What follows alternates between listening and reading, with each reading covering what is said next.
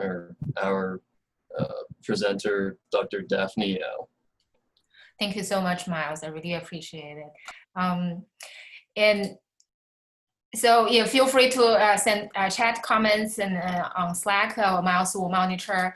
And the reason that I want to talk about this because some of you may have seen this duck image. The duck looks superficially calm at the above water, but then really is paddling very hard. And that was like me for many, many years. And this is the face of imposter syndrome. Look extremely confident and calm, but then underneath the surface, you know, deep self-doubt and anxiety, just chronic stress, almost debilitating.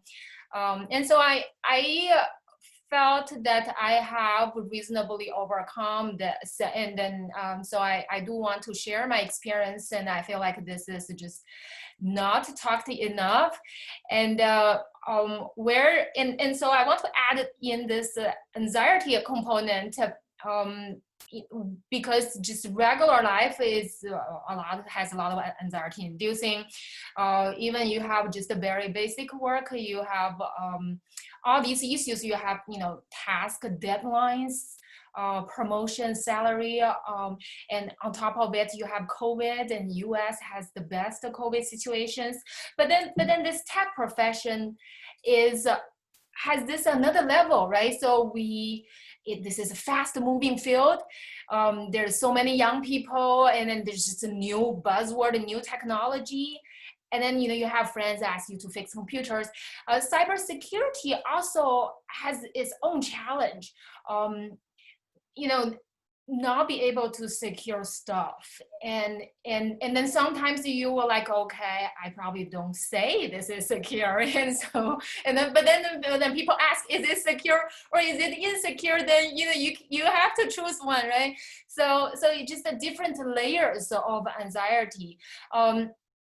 And then be able to sort out some of it, and then make sure that it's as minimum. And a lot of times that tech profession, I think, is good in the sense that we work behind the scenes. You know, we don't have to go on stage. But then we do present, like today, the conferences, you meet people, you answer questions, and you ask questions, and you know, you give keynotes. So you sort of, this is also, you know, there's performance elements of it, in the sense you have to be able to think and then reasonably hold it up in front of the audience. And then let alone in small environments, you lead a team, you want to be a leader, you want to inspire. And there's so many things that you just cannot prepare, right? So if you say, okay, I just need to recite this, you know, everything scripted. And for a long time, I realized, you know, like 10 years ago, I suddenly realized very few people had ever heard of me speaking, because I went to grad school and then I had a kid, and then I stayed at home and for a certain period, and then there was just a sort of, you feel like, okay, and I have my friends, my co-authors present the papers for me. And it's dreadful, and a lot of actors do it very naturally. George Clooney gave advice to young actors saying, oh, you just act yourself. But then this is so easily said than done, right? Be yourself is so difficult when you have imposter syndrome. And let alone cybersecurity is a very intimidating field. You know, you have like white hat hackers, and when you do a demo, and then they may hack you, and that happened to me. And it's just a very, very scary. I like Miles has mentioned, that I had a chemistry background, and so it's like more scientists sort of like, you know, but it's very different. And so it's and then you want to, and then there are actual real hackers, and so you have to be like really serious, and then it's just all different levels of anxieties. And of course, I want to structure this because of the virtual environments. It's hard to have very, you know, in-person experience, but I do encourage you to send questions, and Miles, interrupt me if you see there's bunch of questions I need to address. But I want to just quickly go over my slides, and then we can have more discussion. When I started, I heard about imposter syndrome about 5 years ago in the magazine. Jessica Alba and said she felt never fit in. And at that time, I vividly remember I thought that, oh, she's an actor, right? She's an actress. That probably it's her profession, you know, because they pretend to be like a policewoman, a superhero. So I didn't think too much about it.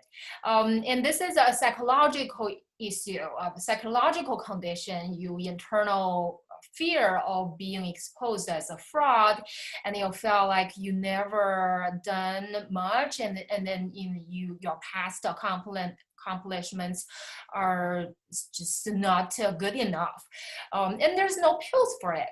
And so I hit the rock bottom for myself around 2016 in the spring, and that was after I got my tenure at Virginia Tech.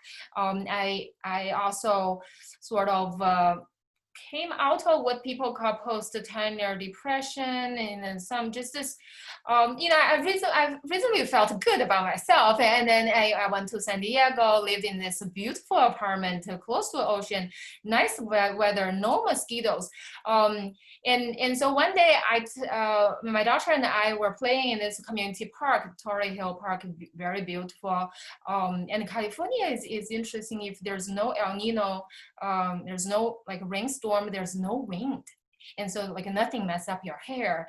And so I was staring on the ground, you know, looking at the tree shadows. My daughter was playing some ball against this wall, and I remember vividly, like so bad about myself. I failed as a researcher. I did nothing, and I couldn't recall anything that I feel really proud of, any sort of technical achievements, and that, you know, I feel like I compared to all these famous and sort of well-known researchers in the field, I fell short, and just on everything. And that episode just so strongly seared into my brain, and just so scary. It was really scary. And that was the point where I have actually got all my degrees, the tenure, publication, a whole bunch, several patents. One of the patents, the 2012 one, was co-authored with Danfeng, our first session chair today. Also a whole bunch of awards. But then, you know, I felt like, oh, I don't deserve them. You know what? For whatever reason, they gave, you know, because they like me. Like, you know, I don't know. And just none of them registered in my mind as being significant. And the other symptoms besides thinking I have done nothing, is unable, and this is really bad, and this is very, very annoying, is unable to speak when being challenged. And you sort of, I got mad or frustrated, or like you just, I cannot answer questions, afraid of sharing my thoughts. And so I cannot tell you how many times that I internalize so much in conference, in meetings, like faculty meetings, and then eventually decided not to speak up. And then definitely sound extremely stupid during interviews with reporters and radio stations.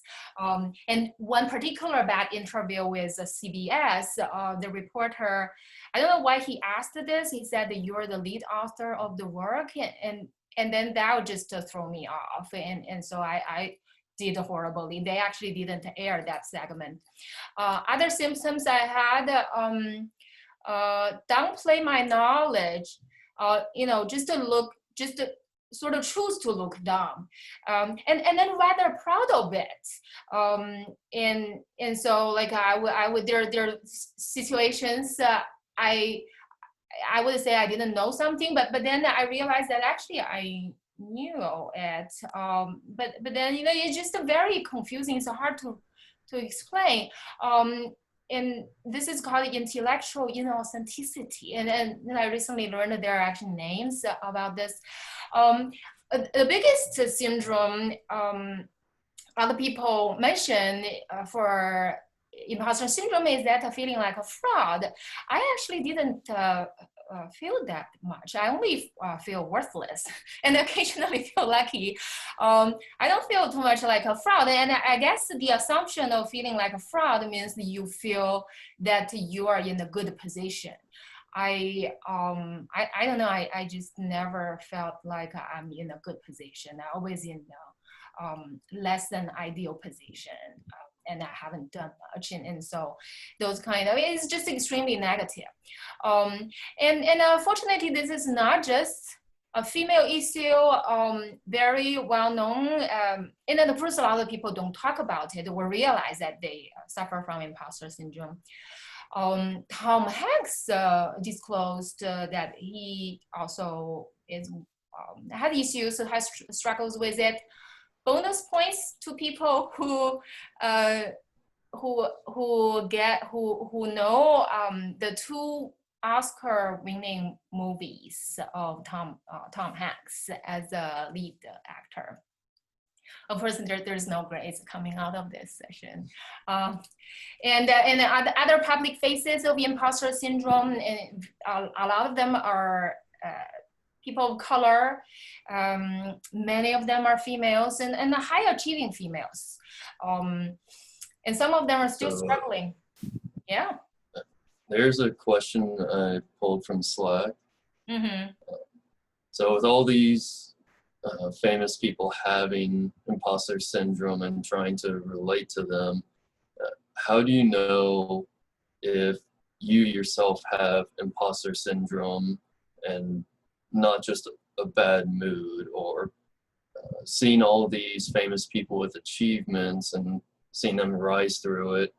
How can you essentially know that you have imposter syndrome and when you should take it seriously? Yeah, this is a good question.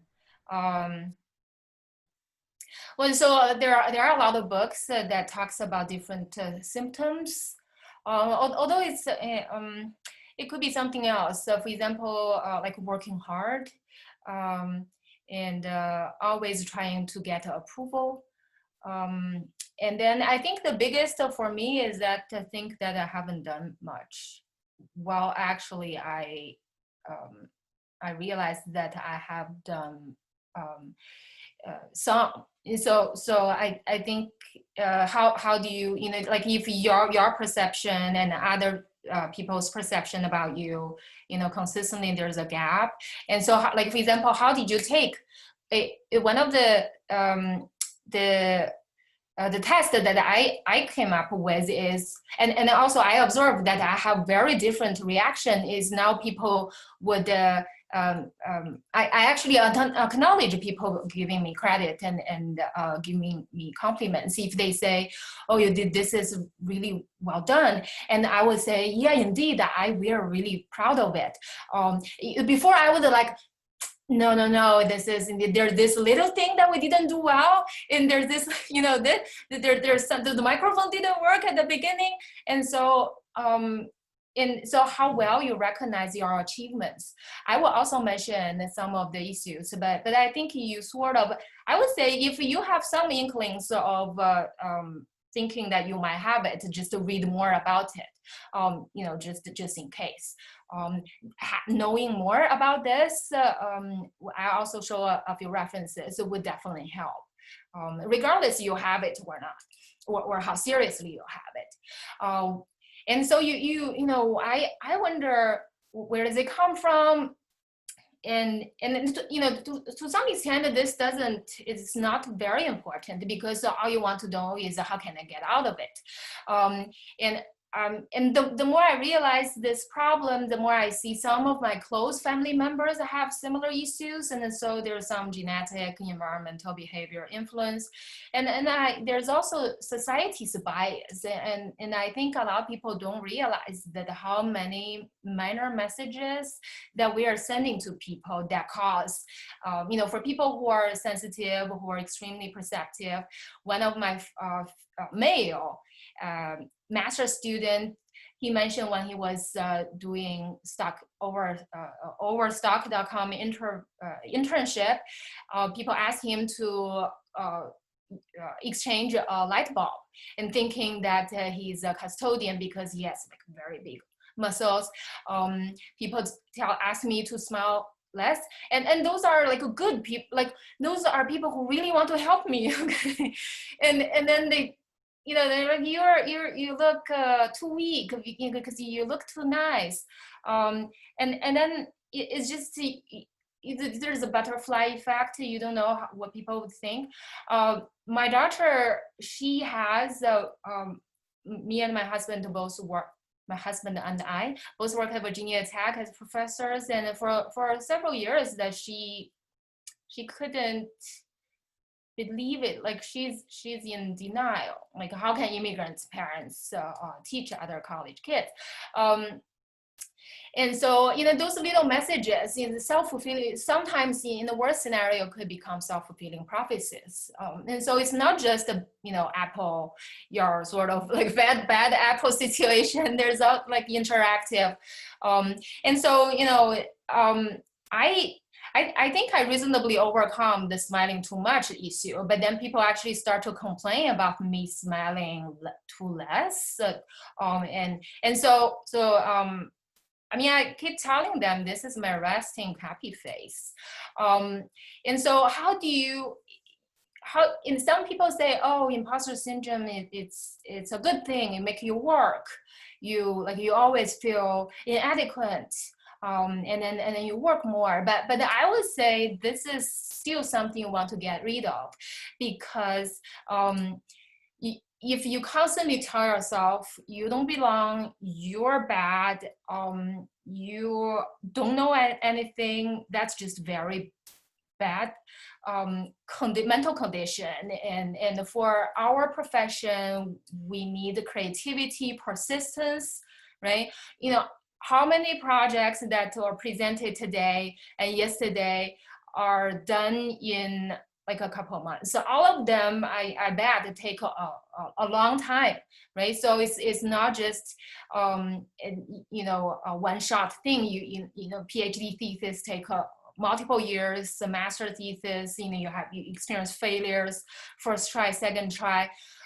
Big projects, so when we talk about like Samsung IoT, I'm sure there's a lot of failures, but then if you are not confident in yourself, many things could go wrong. And in other words, things has to be in the right place in order to get even small things done, right? So like as a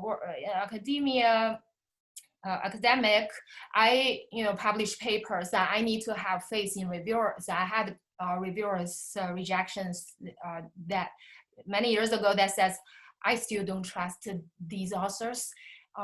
It was anonymous review. Okay, so I don't know how can they tell that we are not trustworthy. And then the graduate students need to have faith in their advisor. And I've talked with a lot of female professors, and they struggle with this as well. And if your students don't have faith in you, you just cannot work with them.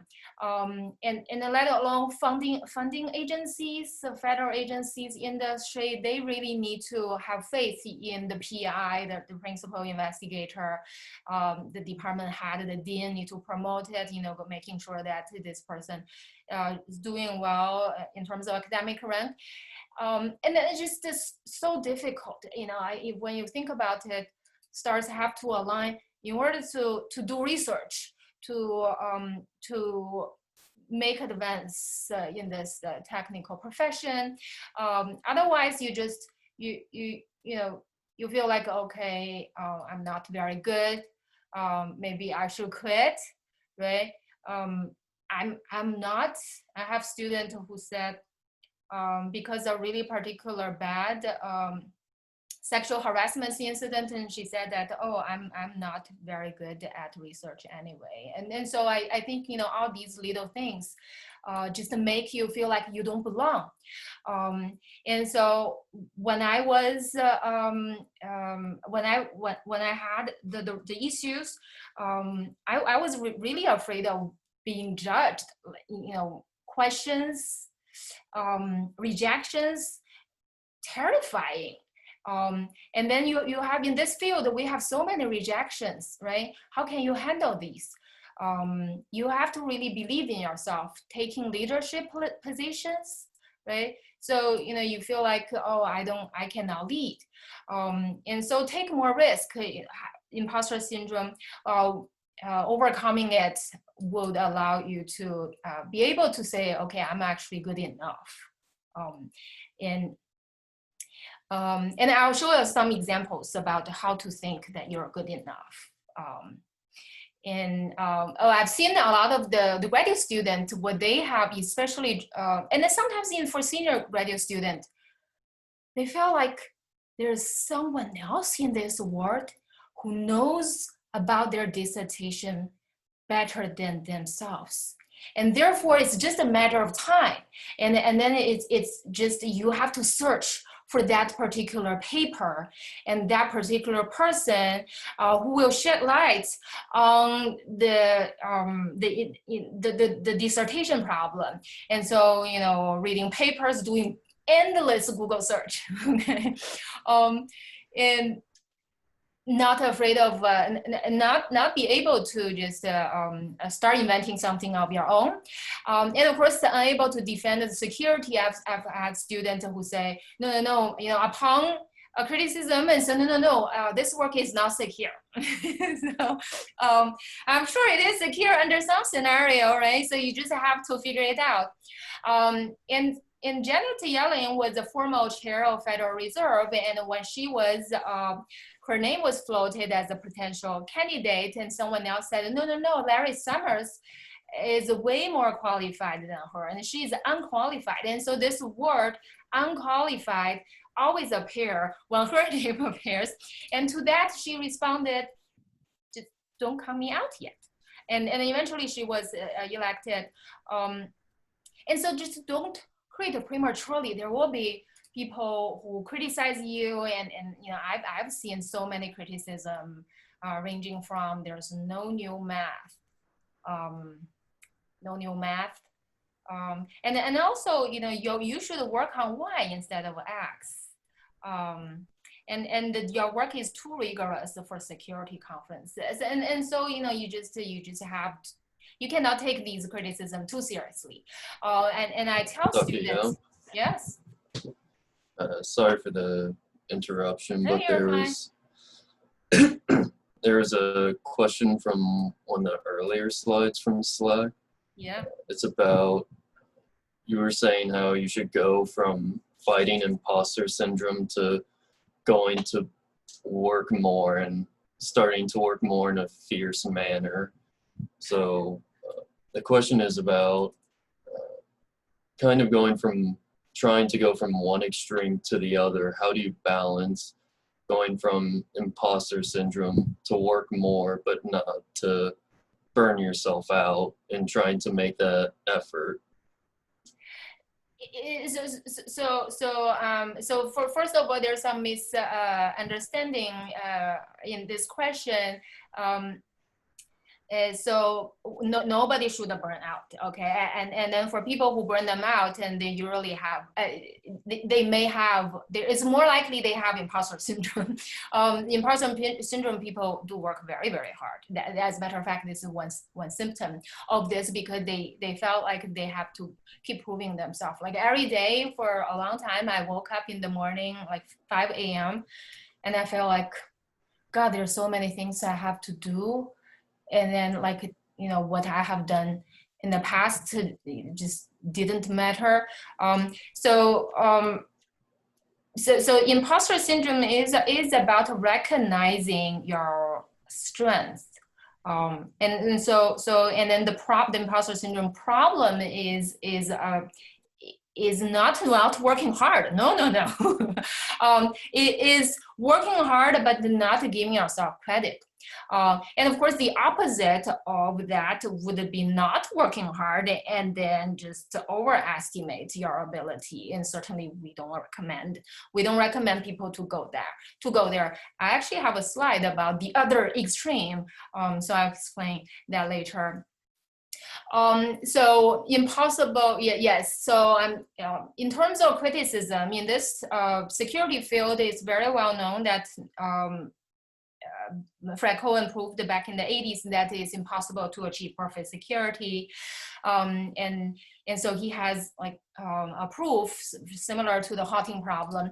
And by the same token, that it's impossible to please everyone. Okay, so really take criticism wisely. Don't feel like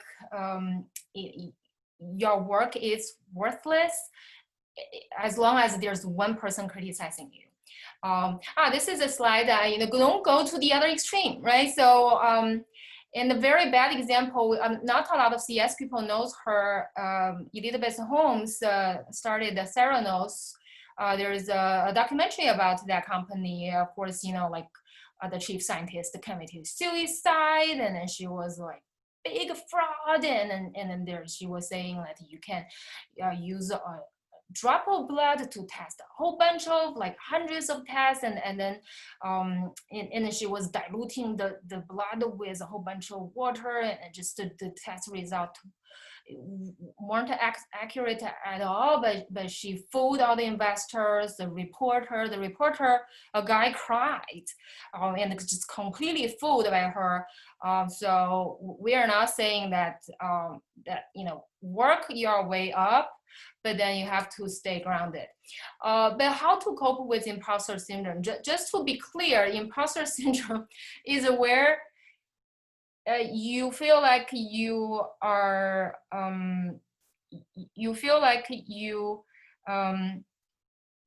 your achievements are, you don't have much achievements. And then, you feel like you don't deserve the current position, and then you are like a fraud. And so, which is not true. And so one of it is what I recommend, and a lot of other people also recommend, is know your strengths and then be able to articulate your strengths. Usually we don't say, okay, what are our research and technical strengths. And so routinely I started telling my students, your strengths is this. And so I started realizing that I actually have some strengths. And it turns out that my weaknesses are my strengths. And this is from Jumanji 1. And so you are different. Everyone is different. Okay, so if you say, okay, I have to be a good coder, I have to also know, a lot of I have to know crypto and OS and the compiler. Okay, so I mean, it's difficult. And so which one is your strength?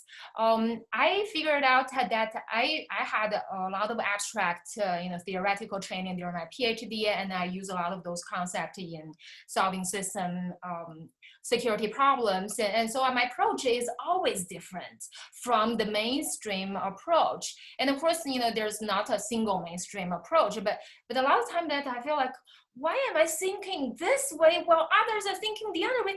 How come I cannot think just like them? And it turns out that this may be my strength. And so, I started to really embrace it. And so a lot of things, and I start to articulate why this is good, in what scenario this is good. And so I encourage you to find your strengths, and build your strengths, build on your strengths, and then repeat. And that if you can remember anything, I would say that that's one thing. And of course, everything works differently on different people. That's just my experience. And so recognize that it's okay to have different styles. And because when I read other people's papers, a lot of times that I was like, how can I be able to do their style? And then it's very difficult, right? So, and you know, but then once you start to embrace your own strengths, you can have your own style, which is better than mimicking other people's style. A lot of people would say fake it until you make it, and you know, like you don't know how many times. So a lot of the sort of the diversity venues tell young college girls fake it until you make it. I don't recommend that at all. Okay, if it's really serious weaknesses like writing and so on, work hard to improve it. And so here's my flow chart for handling weaknesses.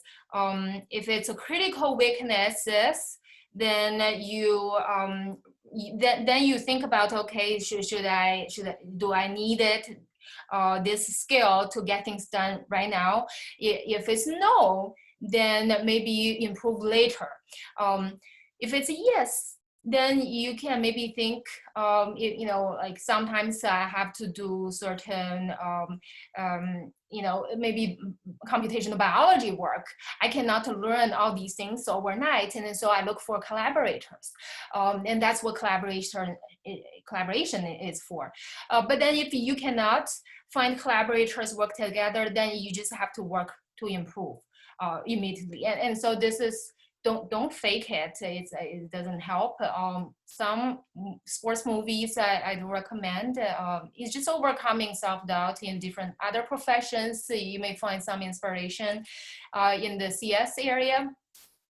A lot of role models, I like to ask the students, what's your role model? And like Steve Jobs' name came up a lot.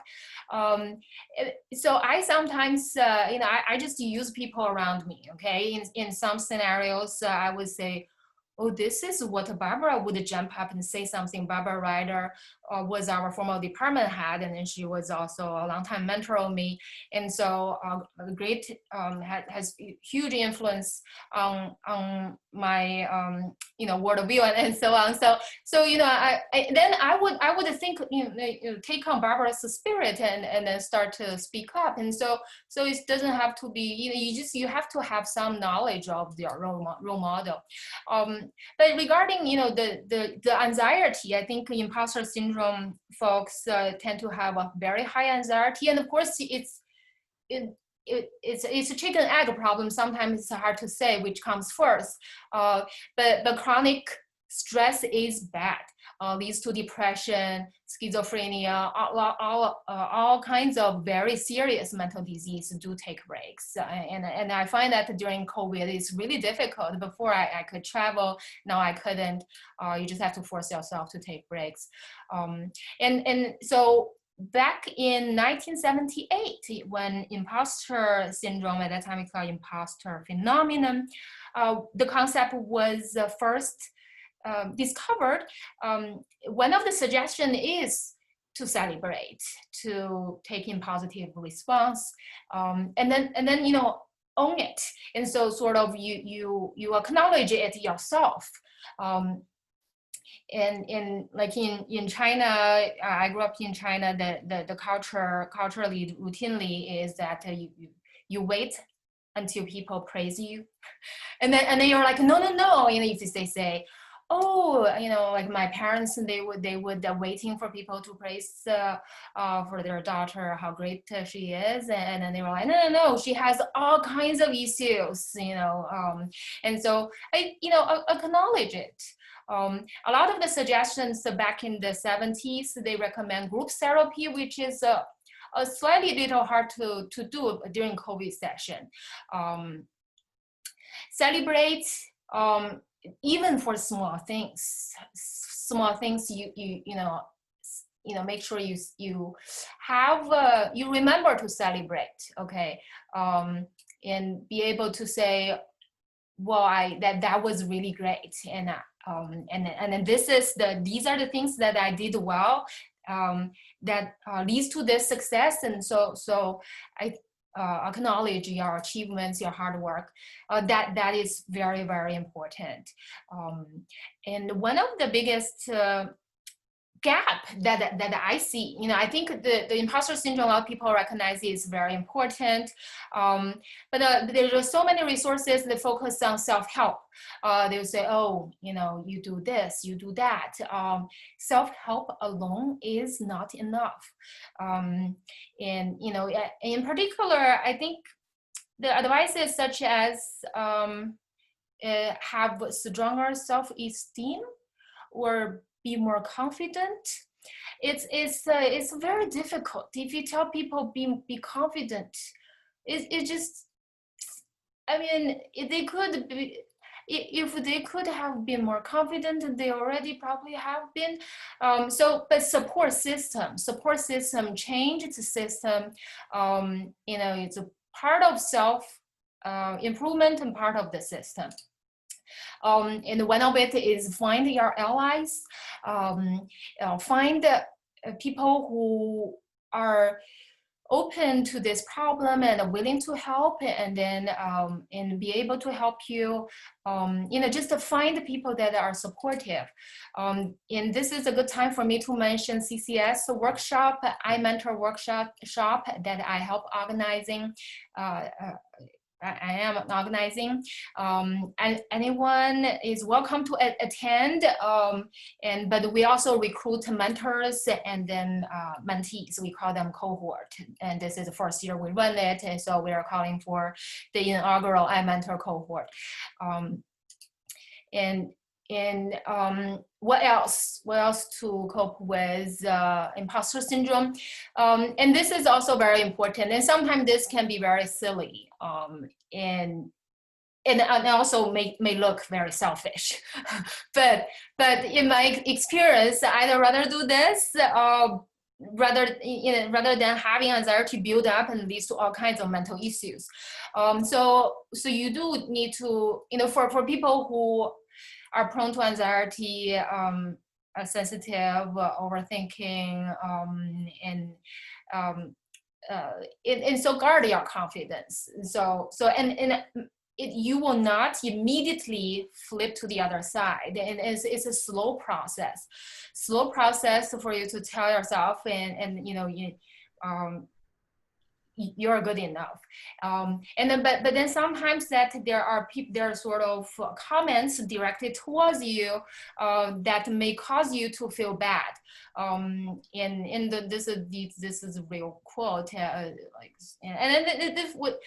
scenario is slightly weird because there was a celebration like Chinese New Year, and then the person said, oh, I heard that you actually got promoted to full professor, this is really great.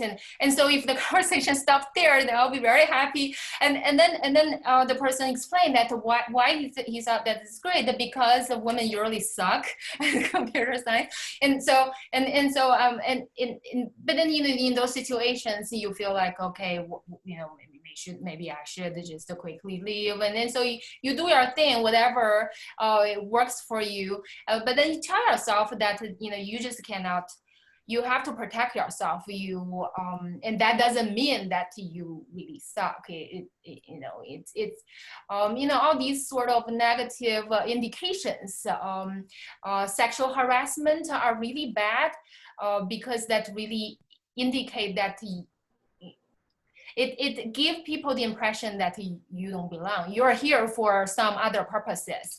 And so we are very happy, and I'm also one of the executive members of ACM SecSec, also with IEEE Computer Society, where SecDev is an affiliated conference. So we started to require all conferences to have a code of conduct and to prevent sexual harassment, aggression, and of all kinds.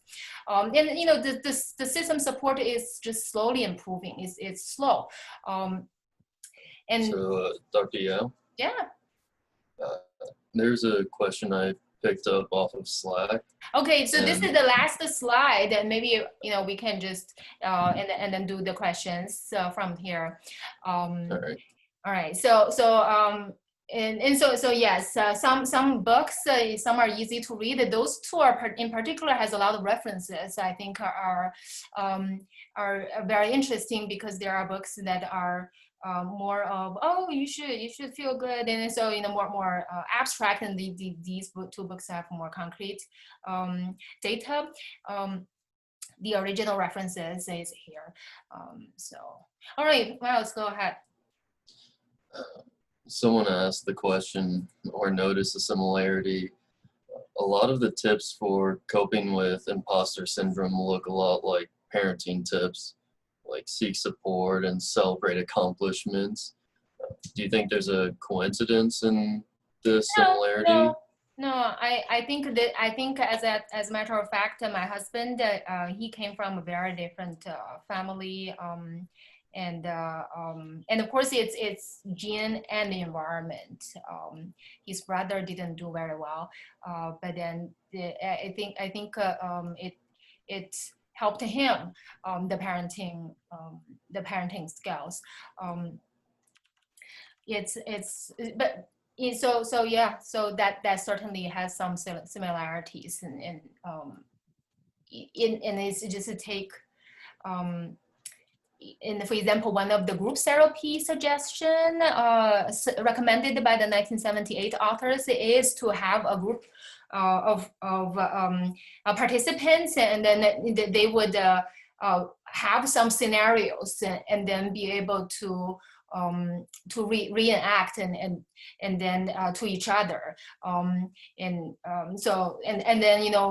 one of the participants would be able to observe, oh, that person really like belittling her own achievements, and then so and then they learn how to react it in a more positive way. So I think the environments definitely helps, and then it has to happen again and again and again, and it's just not a one session thing. It's not even 1 month. It happened very, very slowly, and then you just have to cope with it for it, throughout the duration. My experience that it did get better after a certain period. So I'm not saying that you can it's like a bulletproof, it's like there are all kinds of, because you have no control what other people say to you, and then or how you feel when people say certain things. And I have a lot of people who tell me, oh, you are too sensitive, don't overthink. But I cannot stop overthinking. That's just who I am. And so, but then I can overthink so much so that I can adjust, sort of like correct my thinking. And then another question that just got asked from Slack. Do you have any statistics of how common imposter syndrome is? Like, is it worse in cybersecurity than other fields, or do you know which field is the worst offender in this?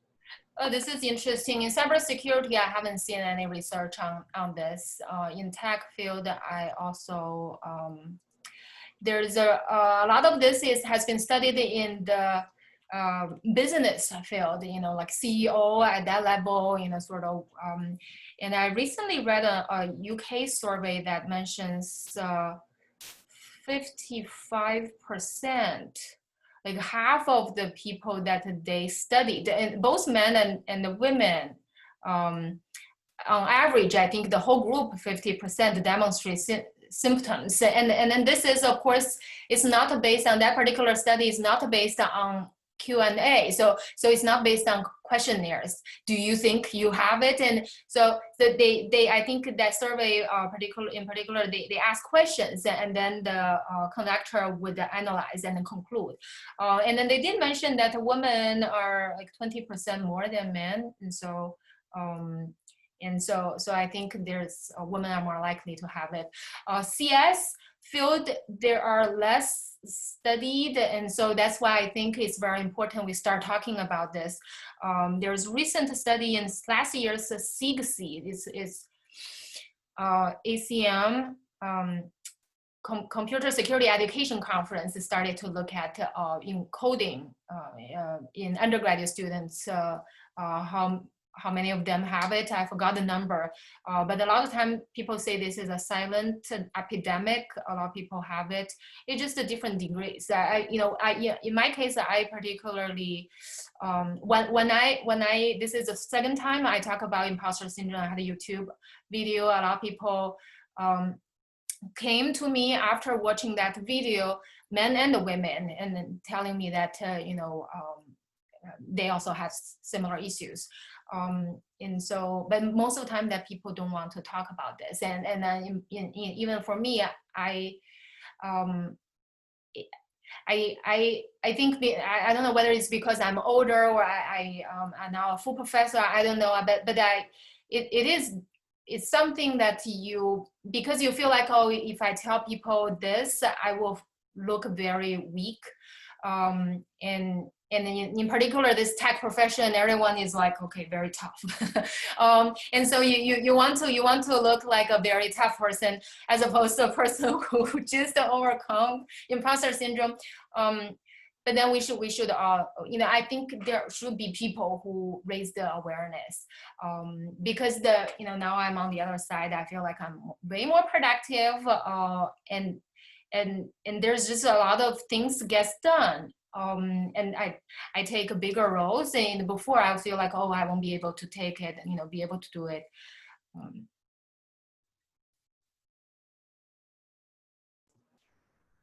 Perfect. Anyone guess the Tom Hanks Oscar movies? Not as far as I've seen.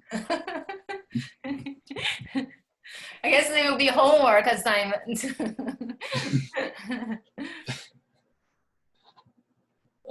So following up from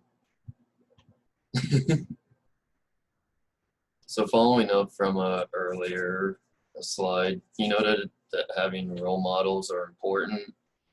Could you potentially have role models and start measuring your comparisons of achievements to them? Or how do you avoid directly comparing yourself to a popular role model and start diminishing yourself in that sense? Yeah. So that certainly, so I would say I usually recommend my students to pick, on scenarios, for example, certain type of approach. Okay, before you take it, you feel like, oh, this may not be a good, like a majority of people would not choose to do it, but then you say, oh, my role model so and so had done something similar before. If that person can do it, then maybe I can do it too. Or you particular like someone who the presentation styles, and that could be your role model. And so I actually recommend, at least work for me. So you learn some very specific elements, as opposed to like be that person. It's very, very hard to be a different person, unless it's just a very different, like age and then the environment and so I also read like a lot of times that that's why I think that opening up for senior people in the field start to open up about their struggles would also be good, because that tell young people that it's okay. If you face struggles, like other people has been there, done that, and you're going through it. And so if the field, our community, everyone,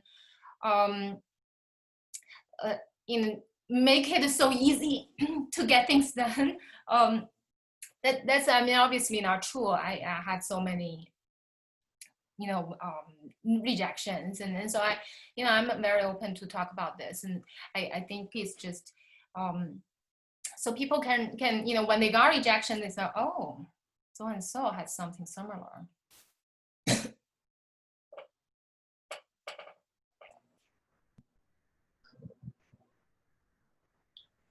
There were some comments from people saying they don't know Tom Hanks' Oscar movies yet.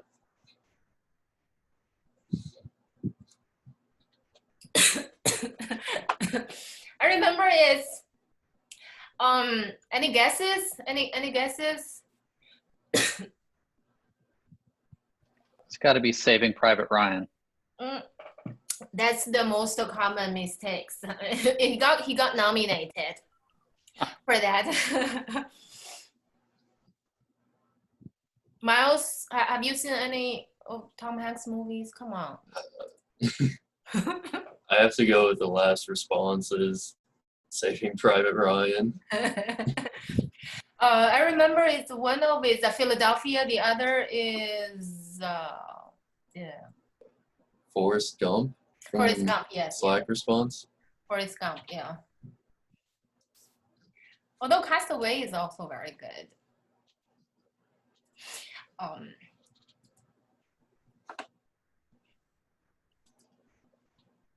Well, That's an older movie. Oh yeah, yes.